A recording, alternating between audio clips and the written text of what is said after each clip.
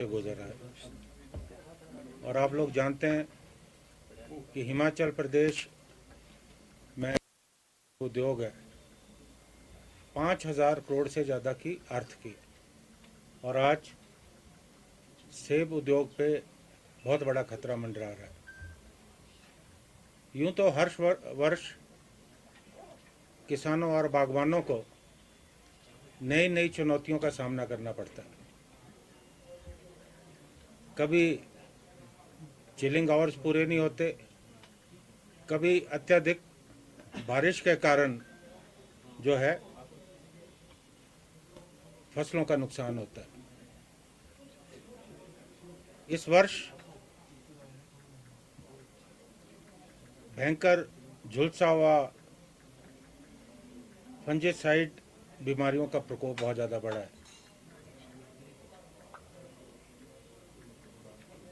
लगभग कई जगह पे 95% से ज़्यादा जो सेब के बगीचे हैं वो इस एक भयंकर बीमारी अर्टनेरिया की चपेट में आए हैं। और इससे भी एक एडवांस स्टेज की बीमारी है अर्टनेरिया मारोसनीना। असमय जो पत्तियां हैं वो गिर जाती हैं, जिस कारण जो है सेब का साइज़ नहीं बन पाता, सेब में जो कलर है वो नहीं आ पाता। और ये खाली इस साल का नुकसान नहीं है, अगर असमय पतझड़ आता है तो दूसरे वर्ष अगले वर्ष भी जो है इसका प्रकोप जो है बगीचों में नज़र आता है और फसल जो है नहीं हो पाती है। हमारे जो किसान और बागवान हैं बहुत चिंतित है, परेशान है, क्योंकि लोगों की आर्थिकी का आधार सेब है।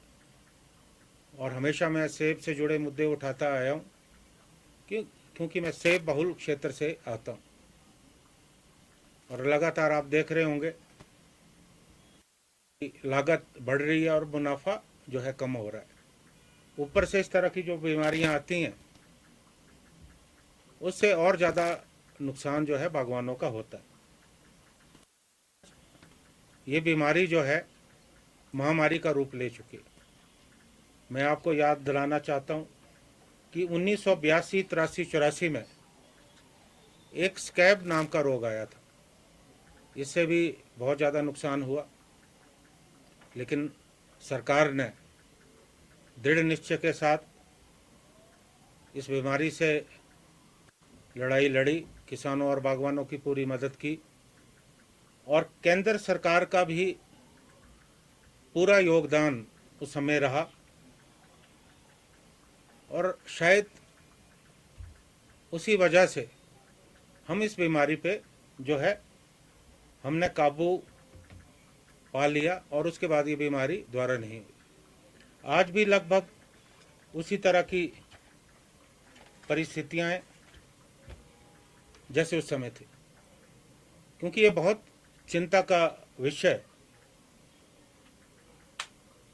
अभी मैं प्रदेश के मुख्यमंत्री अभी दिल्ली प्रवास पे, उनसे भी मैं बात करने वाला हूँ कि केंद्र सरकार से इस मामले को उठाए और भारत सरकार फफूंद जनित बीमारियाँ जो फंजासाइड है इसको महामारी घोषित कर, क्योंकि जो ICAR है वो केंद्र सरकार का संगठन है, उनके पास साधन और संसाधन है।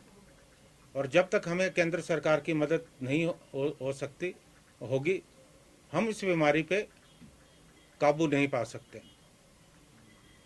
और आपने देखा कि अब सीज़न की शुरुआत हो रही है, लेकिन इस बीमारी के कारण, क्योंकि ये बहुत तेज़ी से बढ़ती है, हालांकि हमारे जो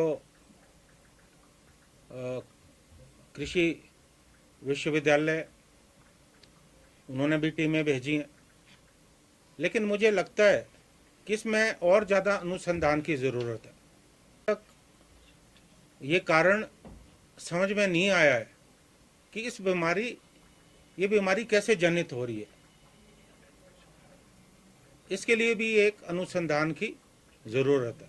और मैं ये कहना चाहूँगा कि जो मार्केट में दवाइयाँ हैं, मैंने विधानसभा में भी ये प्रश्न उठाया था कि कई बार उन दवाइयों की गुणवत्ता पे प्रश्न चिन्ह, इतनी दवाइयाँ और जो किसान बागवान है उन्हें जो है ज़्यादा जानकारी देने की ज़रूरत है, क्योंकि जानकारी के अभाव में कई बार मार्केट में ऐसी दवाइयाँ आती हैं जिनका बहुत प्रचार और प्रसार होता है, लेकिन वो दवाइयाँ जो है असरदार साबित नहीं होती। उसी तरह से एक चिंता का विषय कि जो हम आयात कर रहे हैं विदेशों से, उसमें एक